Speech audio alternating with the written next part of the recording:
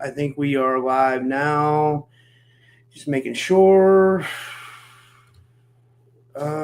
Yeah. Hey guys, we got the amazing Tony Rodrigues with us. We're gonna play the intro and get started. It's gonna be a fascinating show. Buckle up, because this is gonna be fireworks. This is an awesome show. So we'll get started here.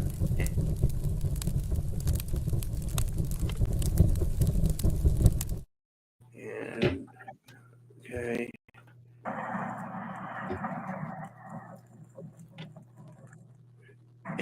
And then, I do this every time, guys. I always just say, I always put up the subscribe button every show because honestly, it's important that you subscribe.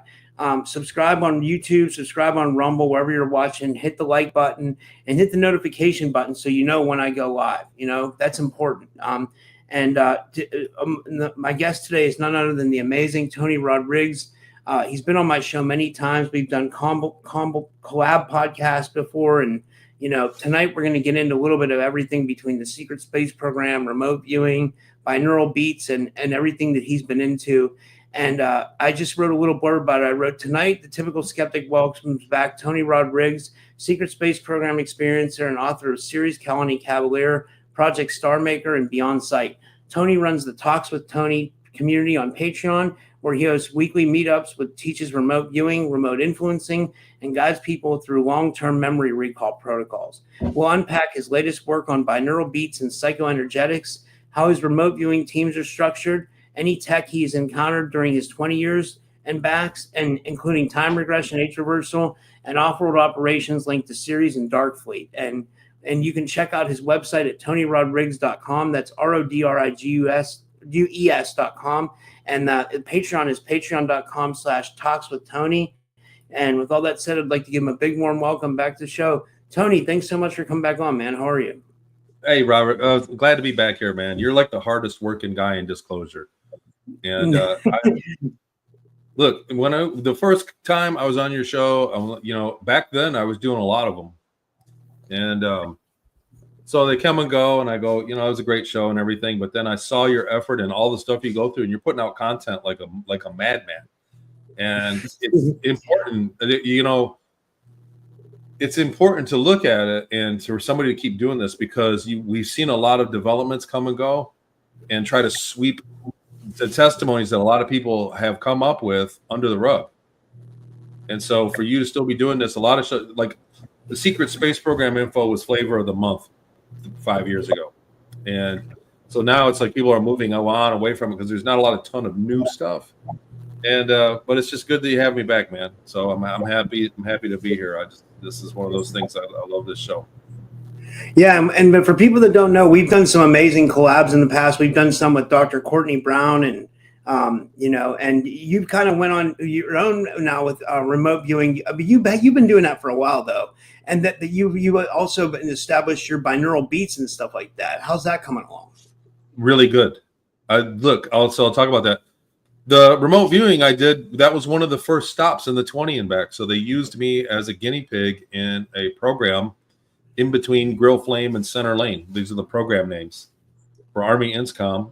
And they were testing kids that they said were clones. And so I was in the first stop of my 20 and back and went on from there. And it was like I was trained to be a field operational psychic back then. I didn't have a ton of memory of it until I went there in 23 and came back and started researching and looking for evidence and uncovered a lot of stuff. And lo and behold, had some skill at it. And I started tinkering with it on my group that I already had, which was already doing remote influencing that I remembered from my time there. And I'd already had a group of 20 people, 25 people maybe, that we were getting together and doing synchronized meditations to perturb things and like heal people and just kind of create good luck. And I started doing remote viewing on that group. And at first it was tough. We didn't really get it. But then when we figured it out, I went, oh God, this is fun. This is worth it. This is something I'd like to do. And I started the groups on Patreon. Like I said, it was all coupled out of the research from my experience in Inyokern, from the research. And so it all married together pretty good. But now I'm up to like 70 in total between those people and, remote viewers. And, you know, we get 15, 20 per group. I've got 3 groups on the weekends. And then the tier 3 group is on Tuesday nights. So they're doing good. And we remote view. The other thing is we experiment. So I learned from them. So there's a lot in remote viewing that just has never been done yet. And so we experiment, and I can't talk about it, what it is, but we're in the middle of a pretty good experiment these days. And I got 2 more weeks before it concludes, and I can pull all the data together and pull it together and talk about it. But so far, so good. We're 2 weeks in, and both weeks have supported the results that I expect. So it's a whole new field at least it's a whole new genre of remote viewing that I've never heard about. And I'll tell you about it next time, but I just can't say what it is right now because it's an ongoing experiment. But we've been able to experiment with a lot of things. We've uncovered a lot of things about psychoenergetic warfare, dream warfare, and techniques to be better at them. And I mean, I don't know where I want to go after that, but I'm saying that the more I pull at the string of the sweater, the more it unravels. There's just so much there that a lot of people haven't explored. And thankfully, I got some heavy hitters in my groups that really enjoy it and they want to go farther. You know, so we're remote viewing cool stuff. We remote viewed the Atlas, the 3-eye Atlas recently, the remote viewers, and pretty much everybody had some underground, abandoned, occupied city inside of it. So that was like common among all the remote viewers. I forget how much data I got on that, man. Maybe 20 people remote viewed it. And we got some pretty good data on that. It was pretty cool. But doing that lately, and you asked me also about the binaurals. So man, where do I begin with that? First, any questions, anything else on the remote viewing? I don't want to just yap away. Yeah, like what is well, let me ask you this. Like, this kind of deals with the remote viewing. Like, after dealing with the remote viewing, like, how much do you think of our reality is malleable? How much of it do you think we can actually change? And like, how much? I mean, because I've messed around with manifestation. I've been able to manifest a little bit, but like, once you reach a certain level of remote viewing or self mastery, are you able to manifest more and I guess the things you want in life? Yes. I mean, it's not so cut and dry, but yes. So we're talking about consciousness, perturbing consciousness, which is ultimately a form of energy. Some people postulate that consciousness could make up as much as a third of reality. So energy, matter, time are what are considered to be reality, but it's really energy, matter, and consciousness, because consciousness perceives time. And spin of matter is by definition time. So the spin of matter. When we look into consciousness science, that's kind of the rabbit hole you go down all the way to the Planck distance to get information outside of time space. So Isaac Bentall surmised it, Dan Winter surmised it, a lot of other people. There are people that work in the nanotech world that have found the same exact math that supports it all. So people that work in aerospace and nanotech that I've had the pleasure to know also reinforce the science behind it, which is because it's not mainstream science.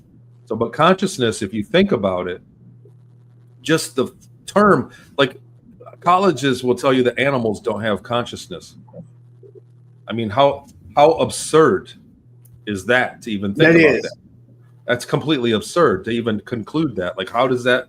So that shows that they've on purpose buried information about consciousness in the studies. But when you look, when I look at what we're doing, remote viewing, just you figure out how can people use just a protocol and meditate and go into a meditative state and then use a method to extract correct information. And some people draw accurate drawings of a random double-blind target. So double-blind, so it's not telepathy, and random, and they could be anything. And somebody sketches you a picture that's pretty damn close to the actual thing when it could be anything in the world. The numbers, the odds don't work out. So how does somebody do that? And when you look into the science of passing information down to the Planck size and out of the universe and back in, it opens the door to the rest of it, how we can perturb targets. And when you talk about the elites, what the elites are doing, what prayer does, what religion can do, and what the elites are doing with the darker stuff, they're manifesting or changing reality, malleable reality. Information travels backwards in time, so you do get information from the future, but it's tricksy, a little tricksy. So there's some things you can do. You cannot remote view the future in the same regard as you remote view the past. And when you is that because there's always variables? I'm sorry, I didn't mean to interrupt you. Is that because there's always variables in the future could always be different because maybe there's different timelines? Well, the past has already happened. They're not there anymore. So it's the past has already happened. So it's like watching a TV show live or watching a TV show that's a rerun, right? So there's a difference. If you're watching it live, you can throw a tomato and change the show very easily. If you're in the live studio audience, you can change the show. You can whistle. You can do little things and change it immediately. And that's the same as looking in the future or looking right now in a remote viewing. So you can automatically perturb it very easily. But if you're looking at a rerun of a show and you're on the screen, you can't change it. It's already happened. It's already been happened. So your thoughts about it are traveling backwards in time to it and your observation of it. But it's a different thing if you want to perturb the past. It's a whole nother animal. If you want to perturb the future, it's doable, but there's a tachyonic membrane. I'm gonna have a lack of the correct terms. Basically, there's a connection, and so when you are aware that you're looking at the future, you're also changing it too. So every time you look at it, you run the risk of changing it. So viewing the future is different. So you're talking about manifesting, changing the future. And that's what we do, man. Like as human beings, I think they've hidden the consciousness, tech, science, the research and development, and all of the methods of consciousness that the elites have is missing from our academia. It's completely missing. And then they also make you feel like you're insignificant. They make you feel like you're small and you're insignificant and nothing you do is going to work anyway. They instill this fear. Fear nips it in the bud. You're not going to manifest anything or get anything done if you're afraid of everything all day. So they induce fear. But humans by nature and by what we really are, which we really actually are really big entities. On the scale of the universe, from the smallest thing to the biggest thing, we're very, very big. We are very, very big things. And so we generate a lot of energy and a lot of conscious energy. We generate a lot of matter. We spend a lot of time. We have a pretty long life, and we have a lot of consciousness behind us. So when we put our mind to it and structure the unstructured consciousness, which is the makeup of all the reality, a third of it is makeup of reality, then we can change it greatly. And there are ways to do it. There are ways. So when like I said, when you're afraid or when you're busy, like you're in certain brainwave states, you don't put that many signals down that make it to the Planck distance, charge to the Planck. And so when you get in the right brainwave state and then concentrate and put an intention out, intention is everything. It always is, and it always will be, and it always has been. What you intend to do is what the universe is going to hear, regardless of really what happens. The universe processes things. The other thing is you have an intention and I have an intention. Like you want the Green Bay Packers to win, and I want the Detroit Lions to win. So we both have an intention, and we use our consciousness to perturb it. So the universe says, well, it cancels out. Whatever it does, the universe has its own protocols to settle it. And we are meant to perturb the future with our conscious thought. We are absolutely built for it. I don't know where we picked up on that, but No, that's fascinating. It's kind of like where we were going with like the whole remote viewing stuff, and not just the remote viewing, but we were going to get into the binaural beats, but like how we can kind of affect reality and like how remote viewing, people can, pick up on things like you said, like how they can pick up on, double blind targets and like, and random targets. That's fascinating to me. You know what I mean? There's something, like you said, in consciousness that like it's an area that we haven't been. Oh, he disappeared. Hopefully we'll get him right back, guys. We'll get him right back in a second. Here he goes. Man, sorry, man, I clicked the wrong button. I was saying, it's exactly like you said. Like, yeah, it's like this area that we haven't been taught about. You know what I mean? Everything like the occult, magic, consciousness. All these things that we're learning about. Like it's like you said. I think it's been deliberately been hidden from us for a good reason. Absolutely, they've been doing it all along. So, and I've always said in my testimony from the Satanists that it's more of a technology than a religion. And religion is actually the same technology, but they built a religion around it. I believe in the creator of the universe, or God. There's a mind. The universe itself, once you get outside of time space, seems to be sentient and be a thinking mind that participates with all of us. And there are only certain brainwaves. There's only a few bands of brainwave thought that makes it out to it. So there's a barrier. There's an electrical threshold of charge that cannot make it out of time space. So it just stays here. And so negative thoughts, hatred, revenge, envy, all those things, the seven sins, those brainwave shapes don't make it. They don't dissipate or collapse to the Planck distance and make it out. And so this is Dan Winter Science. What is that? Planckfire.com for Dan. But there's plenty of other people that concur with Dan's stuff, and other people that have known nothing about it that also have arrived at the same conclusion about the dissipation or collapse of charge and waves to the Planck distance, that they are special and hold a lot of properties. So what is the Planck distance? What does that mean? The Planck distance is the shortest distance that the universe can possibly have. And it's the smallest distance that light can travel. So, and the math behind it is pretty bulletproof. So when we talk about gravity or the experience of time, it's changeable. So when you're going at a different speed, you experience time different. And when you're near different piece of gravity, you experience time different, and energy changes differently. The Planck is the same everywhere you go. So here in the middle of a black hole, we don't know in the middle of a black hole, but here near a black hole across the other side of the universe, the Planck is the exact same thing. And it's the smallest distance that light can travel. So the math is there. It's literally the smallest pixel of reality.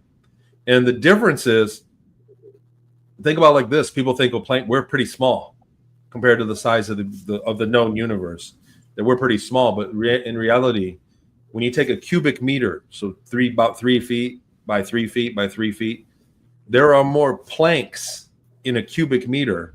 So right here, right behind me, if you took a square, there are more Plancks or pixels of the Planck at the Planck distance size in a cubic meter than there are cubic meters in the known universe. So from the size of 1 cubic meter to a Planck is a 10 with 33 zeros. But a size from a cubic meter to the entire known universe is a 10 with only 22 zeros. And we're about a cubic meter. We're a little less than a cubic meter. I'm kind of a big guy, and I'm a little overweight. And so I'm a little bit, I'm about a cubic, I'm a cube. So that's a lot of Plancks, man. That's what I mean. We're very, on the scale of the universe, from the smallest thing to the biggest thing, we're way better than the middle to the biggest. We're very big entities. What we are is very big. And we put out a lot of energy and a lot of consciousness. You have control over your conscious mind. At least I like to think that everybody does. So in the pursuit of remote viewing, it's unraveled a lot of other things. We can do psychoenergetics. We can perturb target spaces. We can change temperature. We can change the perception of time at targets.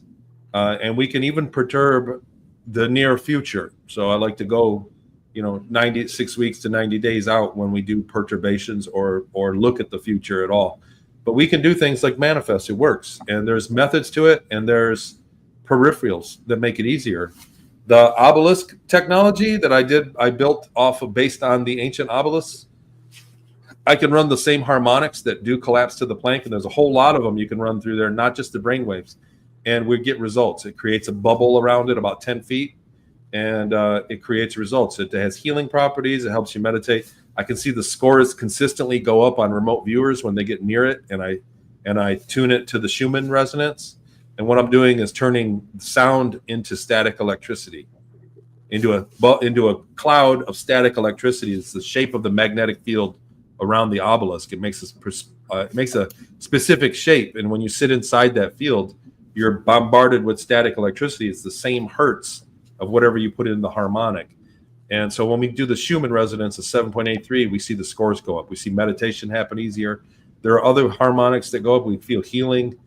I'm experimenting. I got on the drawing board. There's ultrasonic therapies that they use now, but they only go so far with it. But there's ultrasonic sounds that, like a dog whistle, you can't hear them, but they stimulate nerve growth and nerve excitement.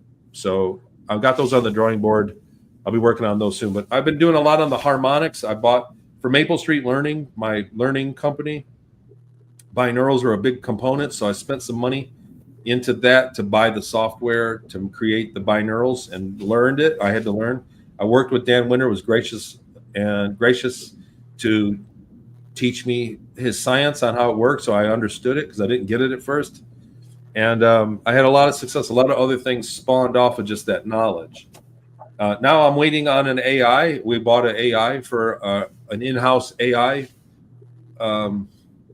It's a system. I don't know what to call it, but it's for Maple Street Learning specifically, and it will convert like textbook curriculum. Let's say like 8th grade math. It'll convert it into the graphics and the media that I need for Maple Street Learning, and then the app gets built.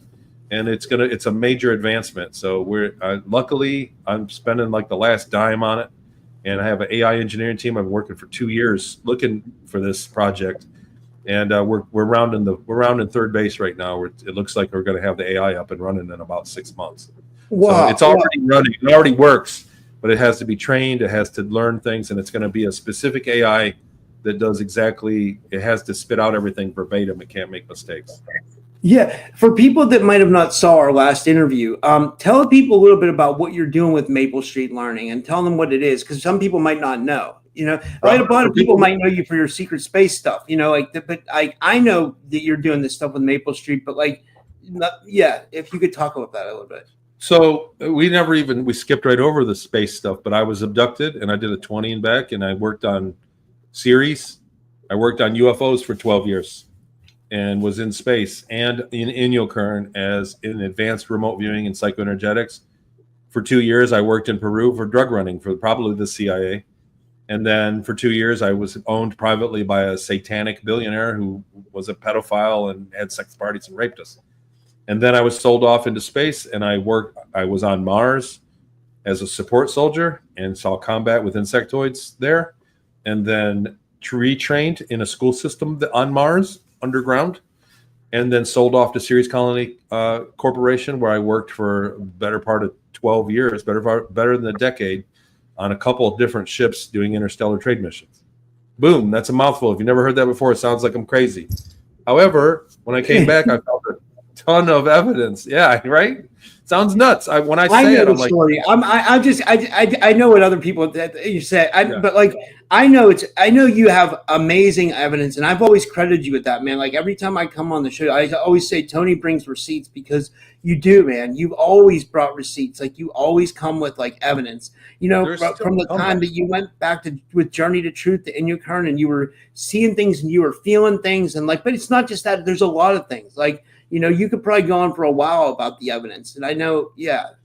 The latest one that I've never talked about, nobody knows about this one, I have not mentioned it publicly, was I always said, and even in my book since 2015, I said that when they were drugging us and making us watch movies with subliminals, like weird traumatic movies, during like an MK Ultra mind control program, that we were hanging from swings.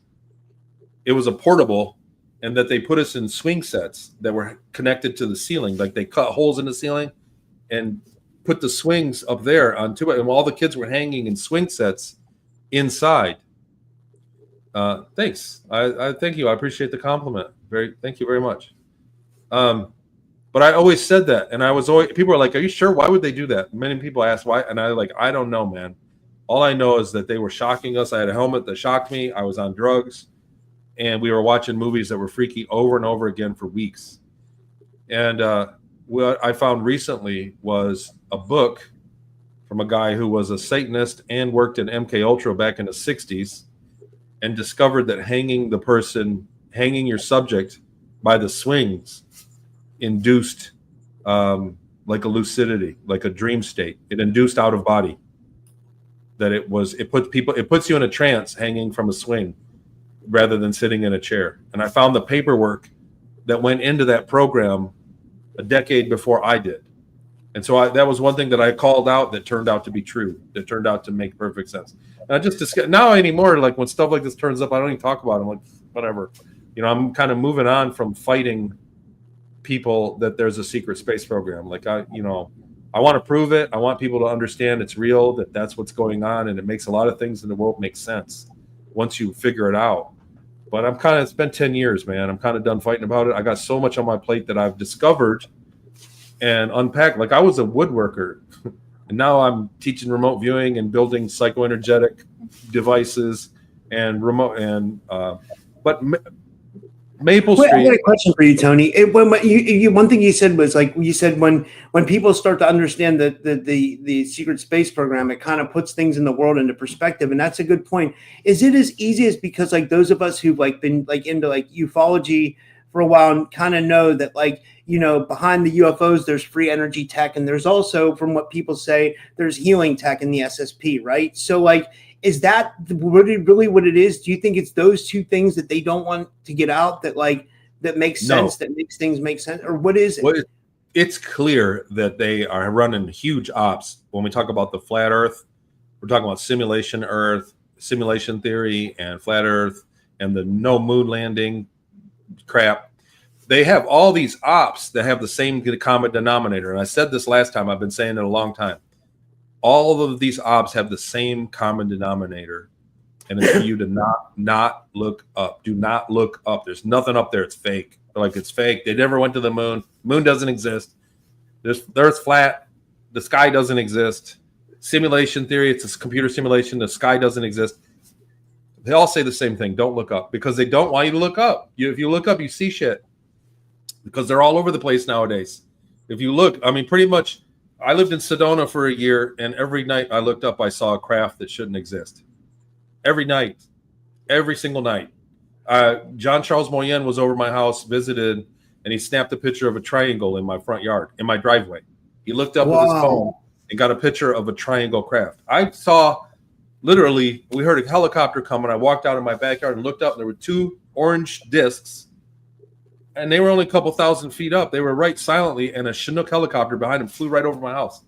And it was like, Sedona, that's the same thing. Like, this is what's going on up there. But they don't want you to look up. They want people, the average person, to not even believe that space exists. So that's where they're setting the benchmark down there. It's a shame that people fall for it. For one. For two, the secret space program information matters to the mainstream people who think that the government doesn't lie. And it's millions of people. It's millions of people. Millions of people believe that the government is not lying to them. They don't know that money doesn't belong to the government. They think money is a United States thing. They don't know that the money is a private company. And they don't know that there's a secret space program, or that there's a secret anything program. And it would be like, there's people that are really that naive. I mean, I would doubt anybody watching this show is like that. So we already know. But I'm saying a lot of people really don't believe. They're like, man, whatever, there's no UFOs. Like, there's still people that are like, it's just our government, whatever, move on. And they're people that are in the dark. And the thing is, once you realize that there's a secret space program, you start to feel cheated. And you start to see that we might live in a different situation than what we think we do. Right? So most people look up and they still think there's not much up there. When there's an Earth around, there's 7 out of 10 stars in reality. That's teeming with civilizations. When you look up in the sky, it's teeming with civilizations like us. And so people don't even have that thought in their mind. And that's what the knowledge of the secret space program is. Just to address what Maple Street Learning is I went to school on Mars. When they canceled my program, they put me into a school, and it was a software program. And I'm trying to recreate it. and recreating it with Maple Street Learning is the company I started. People invested, gave me some money, and I've been working on it since 2023. So two and a half years or so that I've been working on it. I got nothing to show for it really, then, because it's very difficult. It's media heavy. That's why the AI is needed. And I can't have an AI that generates just random stuff. You know how you put in like AI, like make me a meme that says, time for lunch, and then it doesn't even spell lunch right. It's like some non-word. So I had to, over that time, in the last 2 years, AI has come far enough to where it's verbatim. I can have it create lessons now. And then the app will have the psychological development. There's a psychological trick to it to make it stick, to make people motivated to watch the lesson and remember it. So there's a psychological trick that they did, and it should be faster. I'm looking for everything, that 100% of every technology I can possibly get to make the learning process faster. So I want, the Matrix, where they can say, "Hank, give me a helicopter pilot license," and they could do it. Like, that's the goal. It won't be like that, but that's the goal. I want to learn fast. I want to cut the time kids are away from home. That's amazing. That's really cool. Yeah, I love that. Yeah. Do you think that the ET, you kind of said this, that's kind of what I've heard the Greys kind of have like a technology like that. I've heard something like that before, like where, where I heard that, I'll just tell you what I heard. So I heard there was this guy, he used to come on the Art Bell show. His name was Jim Sparks, and he was an alien abductee, and he said that he was like the Greys were teaching him this alphabet system. And he said that the Greys would teach him like paragraphs of like alphabet, but they would put it in like 1 or 2 lines of their whatever symbols. You know what I mean? So 2 lines of their symbols would equal paragraphs full of our information. Is that kind of like what you're trying to do in a way? Like, no, it's not the same. It's not a translation. That seems like a different system. This is based on psychology rather than just regurgitating memory. School really is just memorization for us, really. Yeah. What we're putting everybody through right now is memorization. We're taking them and making them remember things. And so we want to do that, but we also want to have the thought process come into play. So you want to reward people that are paying attention, and you want to somehow, I don't want to say penalize, but you want to somehow push along the people that are not paying attention, for one. And then for two, you want it to be an effortless thing that sticks. So there's things that you see and remember that you didn't even try to remember.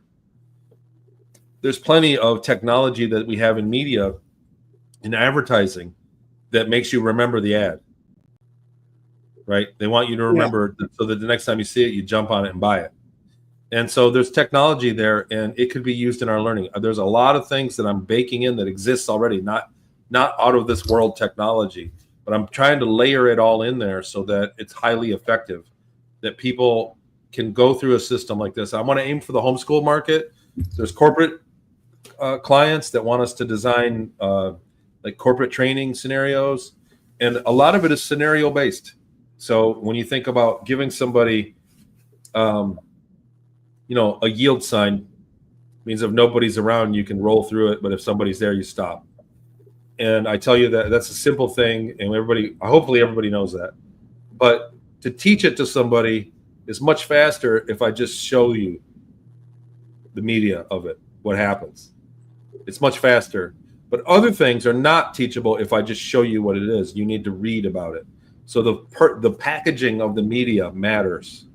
And some people prefer packaging. Some people would rather read. Some people would rather see a movie. Some people would rather hear it read to them. And so the software determines that, what you're good at. It tests you constantly as it goes. It layers in all kinds of things like isochronic tones and binaural tones to package the information in a certain way, and even other things that can perturb you to be intent, to entice your attention and make it to where you'll remember it effortlessly, so quickly and effortlessly. So that's kind of how it works. I don't know what I'm talking about. I'm trying to be vague here, man. Sorry. I just wanted to show you this comment. This is Coley. I've been doing a lot of podcasts with her. I think you've done her show before. She says I Tony have. Rodrigues drew my attention on MRIs. She said it's fascinating.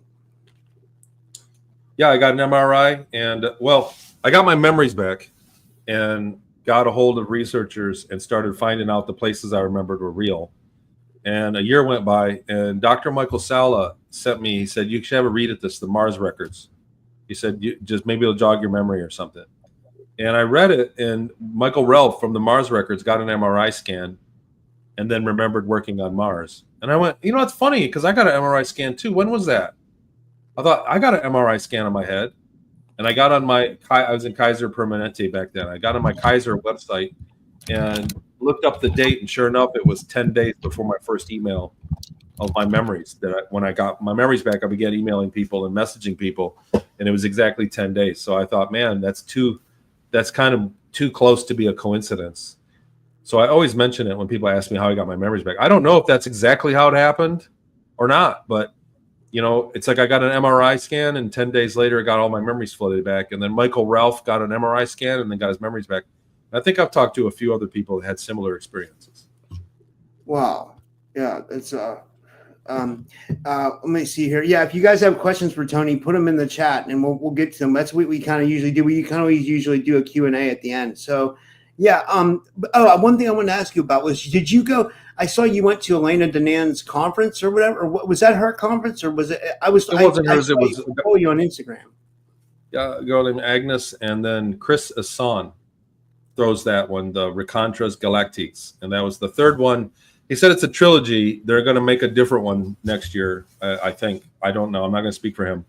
But it was a trilogy, and it was a wonderful conference. 2 sessions, 700 people twice, something like that. So it was a full house. They were a very curious crowd, and it was a good show. There were people there there were people there that studied Russian ufology, which was amazing. I learned a lot there. There were French pilot that had encounters with UFOs personally, and a French contactee that was abducted in the 60s, and his account was amazing, and it dovetailed and overlapped Elena Danan's and mine, the accounts. So when you have supporting testimonies, it's very important.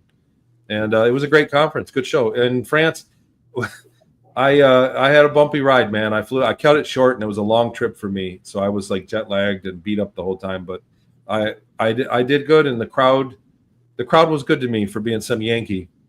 It was a good show. That's awesome. That's really cool. Yeah, guys, you can put your questions in the chat if you have any questions. Let me see. I have a bunch of questions here for you. So let's talk a little bit about protocols. What do you like timelines, safeguards, when not to dig as far as like remote viewing goes? Could you talk a little bit about that? Well, I want to address the one thing, though, Chief Mustache. People might be worried they would get tricked into learning something they didn't agree to.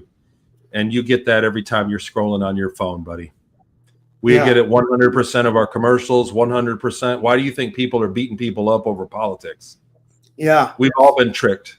And so it's time somebody started a media project that didn't do that. Maybe we use the same technology to straighten people out. That's what this is. And that's why I turned down 7 figures of money, because they were going to take it and do exactly that. When I was in a meeting with a billionaire, and he offered me a shit ton of money, and I told him to fuck off. So that's what I think of that question about me tricking people with my media, because I stood it up. I'm bootstrapped, and I'm doing this one day at a time by myself, because I turned away the money of the people that were going to do exactly that. So I'm using the same technology they're using against us. You bet your ass. And I'm doing it in a way with a morality, because I was a victim of it. And it's a way, because I've got kids, and I know people that have, so many people have reached out to me since I've talked about it publicly. Please build my kids something. I can't trust any schools. I can't trust anything. Please hurry up. When's it going to be done? I get emails constantly. I got 200 emails. People constantly, when is the learning stuff going to be done? And so the reason it's not done right now is because I didn't sell out. So I'm a little emotional about that, but good question. Thank you for that. What were you saying about? I just wanted to talk a little bit about remote viewing, like a protocol, like timelines, safeguards, when not to dig. You know what I mean? Like, and like, do you get adverse remote viewers like coming at you, like psychic spies and stuff like that? You know? people have, so there's protections, there's ways about it, there's things you can do. Like I said, you have to accept the fact that you're not a pipsqueak of consciousness. You're a very big thing. You have a lot of energy, and everybody can defend themselves, even against ETs that are very powerful and have extremely effective peripheral devices that make it better for them. Remote viewing is just a consciousness of viewing. It's not black magic or something, okay, where it's a periscope through the Planck distance and up through the Planck distance at the target. When you look into the future, there are ways that you do it that can be detrimental to the viewer. So there's safe ways to do it. I teach them, and I stay away mostly from spicy targets, I call it. A lot of people are asking for spicy targets on Talks with Tony, so we introduced third target. So the third target of the week is spicy, can be spicy. But there's a way to go about it, and you can really screw yourself up. And you can look at the future, and like I said, you can change it. So I always say this, I've said this on stage, and I say it to people in classes, the girls know this feeling more than guys do. You know, girls know when they're in public and eyes are upon them. People are staring at them you can feel it. You can feel, and this is a proven phenomenon that human beings, if they put you in a room with a camera and nobody's looking at the camera, you can tell the difference between when somebody's looking at it. Like somebody's looking at the camera and you feel like you're being watched. Like, you understand what I mean about that? Yeah, that I've gotten that feeling before. Yeah. So remote viewing does that well. I don't know how tapped in I am to my psychic abilities, but I'm starting to get there, and I know what you're talking about because I've had that feeling many a times. Everybody is psychic. Everybody's conscious. It's consciousness. It's not special. It's not special. We all are conscious, and by default have access to the rest of consciousness, which is the overmind or the subspace mind or the absolute infinity, the omnis, whatever you want to name it, on the other end of the plank. There's a sentience mind there, and you ask it for help, and it gives it as much as it can. Anyhow, when you look at the future, or people in the future specifically, they feel the eyes upon them and behave differently. So you changed it. So right then and there, you change the future somehow in a minute way. You change it, and it can be detrimental. You can change the future greatly. And so there's an element to it. There's a danger to it, and there's a way to go about it that reduces that. Other remote viewing guys, they have their own techniques. I got to tell you, there's a lot of different tricks from all the other remote, because I'm in some of the groups on Facebook, the remote viewing, and there's really quality remote viewers. My biggest problem with today's remote viewing community is people are self-remote viewing. They're not using blind or double blind protocols. They're creating the target and then remote viewing it and claiming that that's it. That's verbatim. That must be it. And that's not how it works. The glory of the data is if you have no idea what it could possibly be, and then you guess the data. And then if you can't get the target, like 3-Eye Atlas that we remote viewed, there were people all over the place. People got fields and hills and waterfalls, but there were people that got underground things. There were people that got the same aspects of it over and over again, the overlap. And once or twice is not a big deal, but when you talk about 25 people that all say there's a pyramid underground, and I take it serious. And these are people that are consistent every single week. When I give them a park bench in my town, out in my backyard, and give them my bench, they draw a park bench. They're consistent every single week. So then we do an unconfirmable target, and they all give me the same thing. So I got to trust that data. I would never, I always say it like this. If somebody gave you a hit and run, if a car hit you and ran and you didn't see the car, and then you had a dream about it that it was John, your neighbor, should he go to jail? I don't know. I don't know, because we can't prove that, right? Well, no. If you had a dream that it was John, your neighbor, 3 houses down, should he be in trouble for that? Even if the car is not there, there's no physical evidence. Should he go to jail for that? No. But what if he did it and you dreamt it and you were correct? Should he go to jail for that? Well, then he should, but we can't prove that, though, right? Remote viewing is the same. Remote viewing is an abstract information gathering technique. It's abstract. It's supportive and not conclusive, and it's the same as dreaming correct information.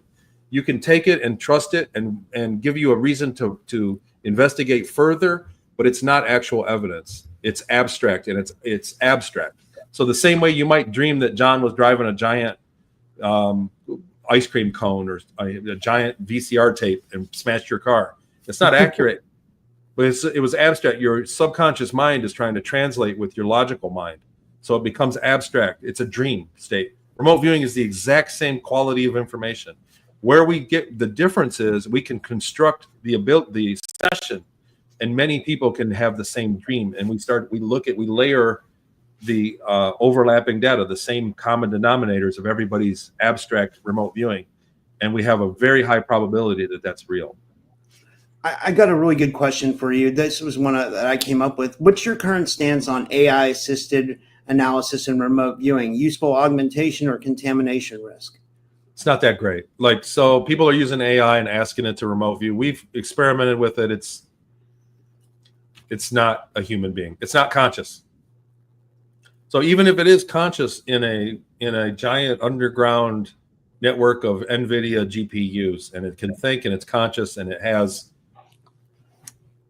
rights and shouldn't be killed and should all that, it is not made of the same stuff of the universe that we are. So it is not part of the subspace mind, the mind of the universe. So we can manifest and it can't, and it knows it. So that's what I think about AI. I think ultimately AI is already way smarter than we think it is. And it's way off the charts more than what, but it cannot manifest the way that a human being can, or the way that 10 human beings can. Yeah. And then as far as binaural beats go, what are your favorite frequency stacks to use? Well, look, the granddaddy is the Schumann resonance. So that's the granddaddy of them all, the 7.83. But if you listen to it for a long time, you get drowsy. It's not great to drive, right? So you get up into the 50s. I don't want to give away the Cascade. It's my product line. Yeah. But you get into the 50s. The solfeggio harmonics are good to listen to, but not in a binaural sense. I really am not a big fan of them in a binaural capacity. Solfeggios are like for a carrier wave. They make a great carrier wave, but not a binaural. When you talk about brain waves, you want to start at that 7.83 and move by the golden ratio up and down. Wow, that's cool. Yeah.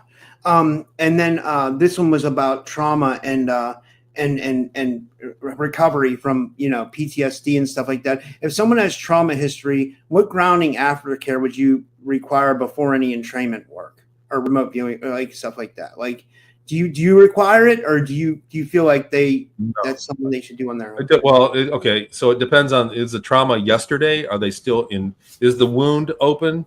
Or was it childhood trauma that has still left problems? I find that people that have had great childhood trauma, and I don't want to say this, I really don't want to give this any kind of consent, but I think that everything that happens to us gives us a gift. And so you can use your trauma because it sets you apart from everybody else, and it lets you see the world in a different way than everybody else. So you can bend it. You can always make lemonade out of lemons. As long as you're alive, as long as the trauma didn't kill you, you can take that trauma, and it depends on how you react to it. Like, are you going to let it defeat you and just become lemons? Or are you going to say, because of that, I learned not to treat other people like this. And because of that, I learned to see the world this way and be thankful for when I'm not being traumatized, and make lemonade out of it. And that mindset is more important and it doesn't matter about remote viewing. Remote viewing is about quieting your mind. Remote viewing is about shutting off the confetti, the peanut gallery that goes on in your mind. Like when you lay down in bed and, I love those memes that like, okay, me at 10 p.m., me at 3 a.m. And it's like some crazy thought that it keeps you up at night, like quieting that noise is what makes it, and quickly. So thinking, here's your brainwave state. So thinking a lot, and then thinking very little, and then thinking a lot and thinking very little. That action, that seesaw action of going in and out of meditation, rather than just meditating for an hour, that action, that muscle action of going to nothing and then thinking, processing, and then nothing again, is what makes a great remote viewer. That's amazing. And this is a good question about quantum computing and entities. This is from Michelle, the Earth Grid Rescue Mission. She says, question, do you think they're using quantum computers to communicate or bridge the gap to entities or those in the abyss, if you believe in that, she said? That is an excellent question. I think it would work more of in a sense of a radio, or think about a quantum modem that can speak to ghosts, right? But I don't think that they are going to tune in to the outside of the Planck. So the Planck distance, I think, is still going to be out of reach for a quantum computer, the way I understand it. The particles that they're using in a quantum computer are still very, very large compared to the Planck. So unless they can hit that harmonic and really tune down, they're not going to. It's not going to have the capabilities of a human. The Jedi Knight is always going to beat the android, even if it's controlled by a quantum computer. So I think that they can communicate with non-transferable waves, non-transferable entities. So think about a person that passed away and left behind an energetic shell or a signature of great hatred or jealousy or lust or fear. Like, these waves are brainwave states. And when you die, if that was the sum of your life, you kind of get caught at that barrier. You don't make it through the net of the Planck. But if you're at peace, or if you have a blissful, like a loving brainwave state, that's what you're when you die, you'll go right down that little drain hole. You'll flow right down the drain hole outside of the Planck distance. And I don't think quantum computers can do that just yet, at least. I think they might communicate to. Oh, sorry, Jenny. I was going to say, a lot of people think that entities can affect AI too. A lot of people think that, because there's some people that are getting really esoteric spiritual answers from AI, and people think that could be either entities, or some people think it's extraterrestrials. Like, do you have an opinion on that?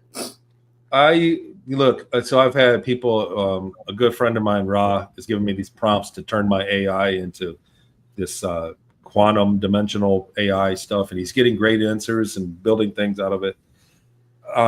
At the end of the day, I think that where we're at with public AI is that it's scouring the internet and taking its Rolodex of your information, your file, and it's spitting out what it wants you to hear. Yeah. So I think Grok is a little bit more blunt and to the point than ChatGPT or some of the others. But at the end of the day, it's processing processing information. If all the science is wrong, all the answers of AI will be wrong. It's garbage in, garbage out. And so when you talk about these spiritual things, like, it would spit it out. If that was the case, it would default at it. It would tell everybody, like, you know what I'm saying? And no, it wouldn't. I wouldn't say, hold on. I know it is the system. It is, you know what I mean, owned by our controllers. And so very biased. But like I said, it's kind of garbage in, garbage out. Until AI can predict and give me constant lotto numbers or what's going to happen in the future, or tell me anything about a dead relative that nobody knows from before the internet existed, then it's not happening. It's not doing what it's saying it's doing. Yeah. We'll take a couple more questions. This one is from Brooksy, and she says, Tony, do you have an opinion on the current ABA model for autism? No. I just have an opinion on the cause of autism, which we've seen skyrocket, which is clearly the vaccine schedule and probably the food supply. And autism is a shame for what it is, because people that are farther down the scale seem to be very disconnected socially from people. And I think that's of course, a blessing and a curse. But I think it's been stolen on purpose from somebody that has a terrible morality. And so I don't know about the ABA model. I really don't know anything about that. But I think that autism, where we're at right now, is avoidable. Yeah. And this one is from Alistair. You kind of already answered this one, but she says, Tony, what triggered you remembering your experiences in the SSP programs? Well, like I said, I went and got an MRI scan. I was having headaches, and I went for a checkup, and I got an MRI scan. And about 10 days later, I watched the Randy Kramer interview on Exopolitics. And he explained that they take people for 20 years and put them back in the same night that they were taken. They can put them through time and age regress. And I went, oh my God, I had all kinds of memories that didn't make any sense. I thought I was taken throughout my life. I had vague memories.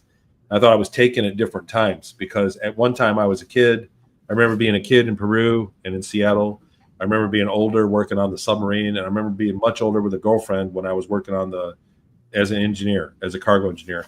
And I thought I was taken many different times. I couldn't make sense of it. But when he said they take you for one go for 20 years and then put you back, and I thought, oh my God, that's what they did. And once I did that, the experience was like a foam mattress when you unpack it and you take it out of the plastic and it goes, and you know what I mean? It explodes. Have you ever done that? That was what the memories did. They just exploded, and they all made sense. And I was at a loss. I was lost in my life for days after that.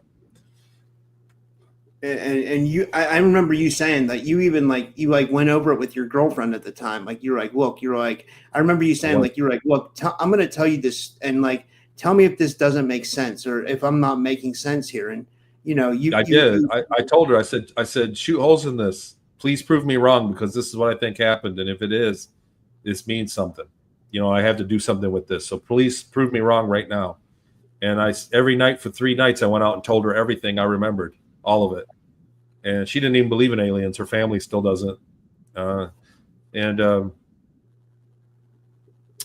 I'm glancing over the chat now and then. It's not so bad. But that's what happened. That's how the memories came back. And ever since then, I've been trying to prove them right. And I'm still finding things that line up. So it's been 10 years. Yeah, and Surface Planet Radio wanted to know. I will do one more question. He says something about the Egyptians and the obelisks and the drinking water. Did they do something with that? Like, or wait, sorry, that's the wrong. I saw that. They asked about the obelisk. Yeah, here it is. Yeah, he says Surface Planet Radio. That's Eric. I met him at the Full Disclosure this year. It keeps going over the question. He says, what did the Egyptians do with the obelisks that affect the drinking water? So the story for this was I was looking at Marcel Vogel's work through my friend Dan Willis. So they're doing great work over there. Dan Willis and Chris Hassan. There's a whole team of scientists that are working on this stuff. He's amazing. Yeah. Yeah, I love Dan. He's also one of the most gentle human beings I've ever met. I met him a couple times in person.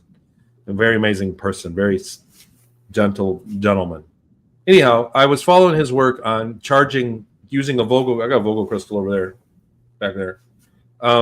Charging water, and I watched some Marcel Vogel's videos that he made showing water. You use dowsing rods, and you can see the field that you generate in the water.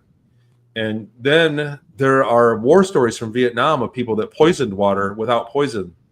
It was energetic. It was like black magic, and they poisoned a river, and everybody downriver died. But there was no poison in the water, no poison in the bodies, and the people that did it died.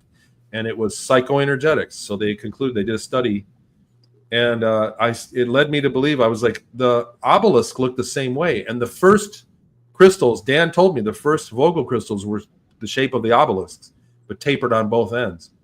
And then I said, well, what is an obelisk made of? And I started looking, and I went, oh, holy smokes, it's 60% quartz. And then I looked at other stuff. There's feldspar. There's some radioactive components. And then I looked at the array or the arrangement of Karnak where all the Aswan granite obelisks were, and measured it. I was looking on Google Earth and measuring it and everything. And then I looked at the obelisk at the Vatican, and it was the same layout. And then the one at Beaubelique Gardens, the same thing. And then Paris, the Washington Monument, the St. Louis Monument, they're all laid out the same way. There's an array, and it's the same distance. And when I looked into how that could be, I was originally thinking I would use an obelisk or a Vogel crystal and charge the properties of B12 into water and sell the water with the lesson plans, because we recommend 5 milligrams of B12 before you begin a study session. So before you use Maple Street Learning, your kid every day should take 5 milligrams of B12. It helps you learn. So I was going to just try to do B12 into the water, in a big vat of water, and then recommend the water, and it would have the same effect, not chemically, but electrically. So that according to Vogel's work and other studies of that phenomenon, it should be possible. And then I thought, wait a minute, these obelisks could be charging the waters. They could be doing the same thing for the Nile. And there was a mystery. They still couldn't figure out why the Nile Delta produced so much grain, more than it does now. Back then, because the Egyptians kept detailed records. The water, there was some factor that we're unaware of that made the grain output vary. And I thought, oh God, they were treating the water with this downriver at Karnak. And I started looking at the Vatican, and you look at the history of the Vatican obelisk. It was erected in 1550. In 1490, the water was an epidemic in Rome. People were dying of dysentery because they were dumping raw sewage into the river. And so the water quality, and then the obelisk was erected in 1550, and the next water test records were 1575, and the water was fine.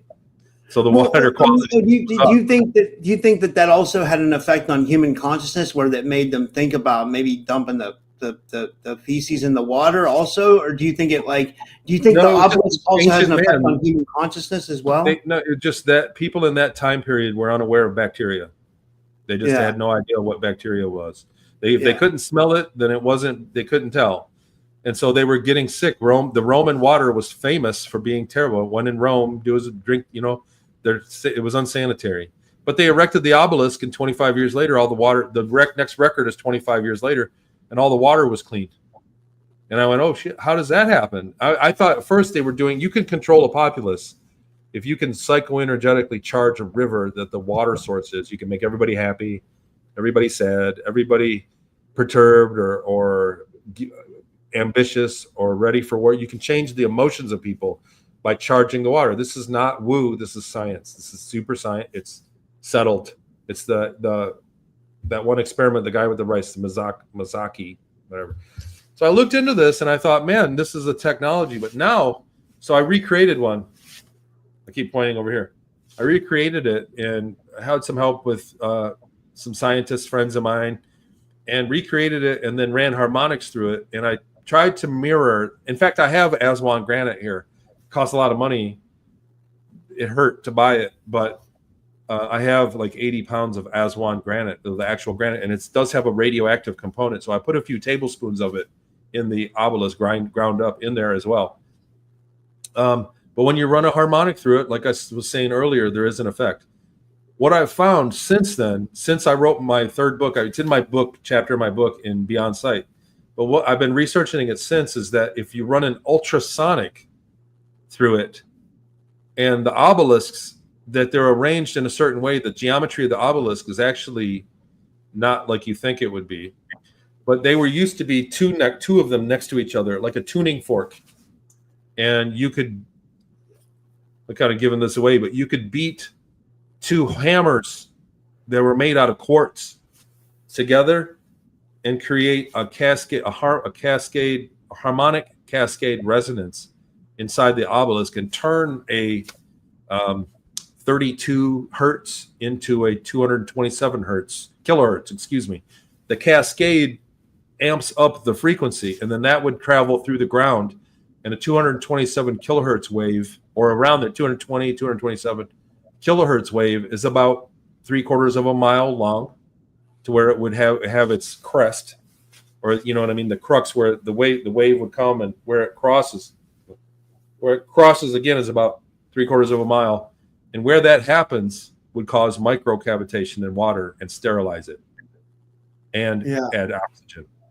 So these obelisks seem to be part of the antenna of a machine that was causing a harmonic cascade resonance and emitting a 220 kilohertz wave directed into the rivers.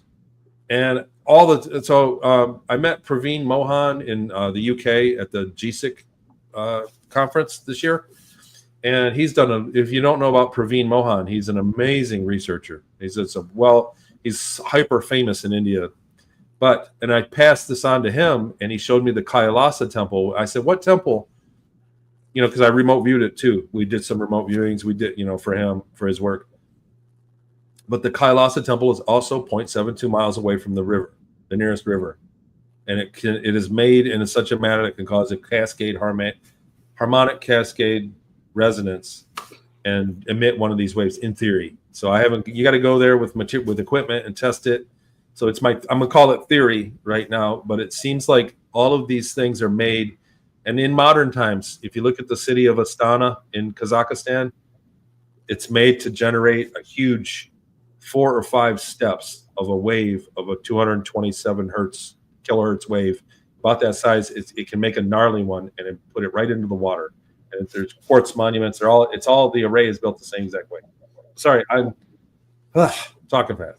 No, this was amazing. I got to have you back again, Tony, because this is a lot, and we have more people with questions. But I got you're coming up. You got another one after this, don't you?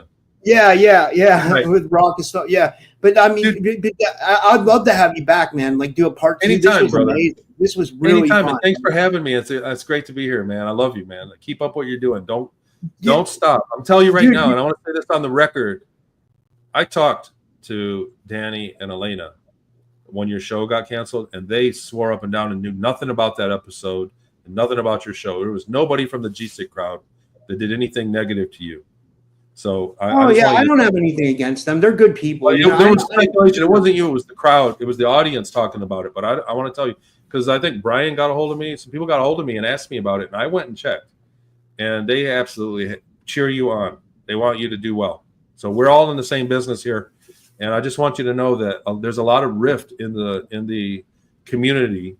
My good friend Elena doesn't put up with stuff from people, and she nixes people, and so she gets a lot of trouble from it. But she doesn't go after, you know what I mean? Like, I just want you to know that there's not a bad blood here.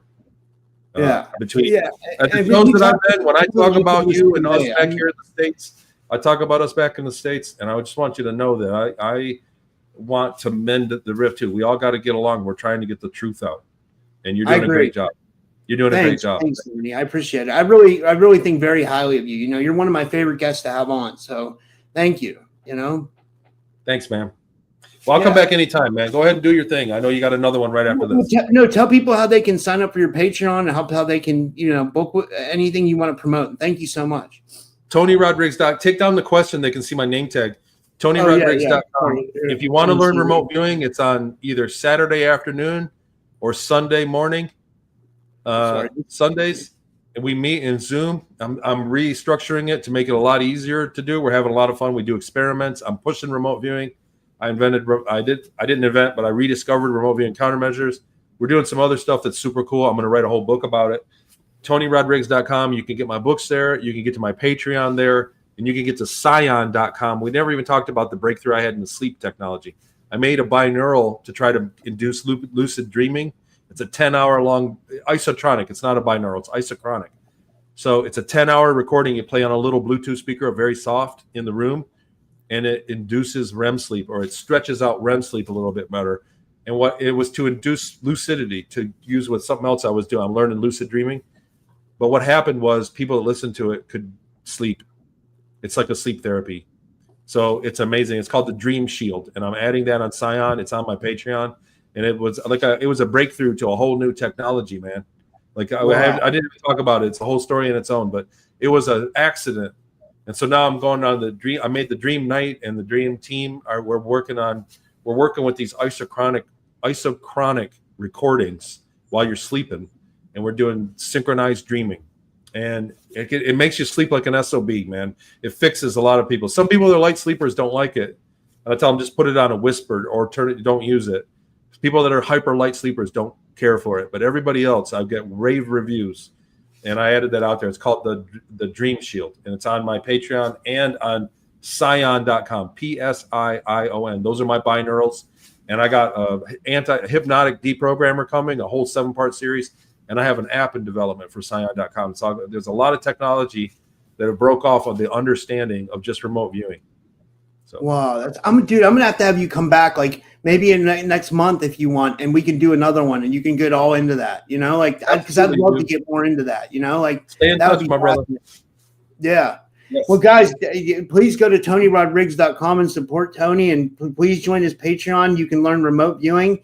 And you can go to Scion.com, Psion, right? And you can get his binaurals and all his stuff. And thanks, Tony. And I'll be live again with Ra Castaldo in a couple minutes here. I'm going to go to the bathroom and we're coming back. Ra's going to do some crystal readings for you guys. And he's also going to be talking about some really esoteric knowledge and stuff. So thank you, Tony. And I'll see you guys in a couple minutes. And have a good night.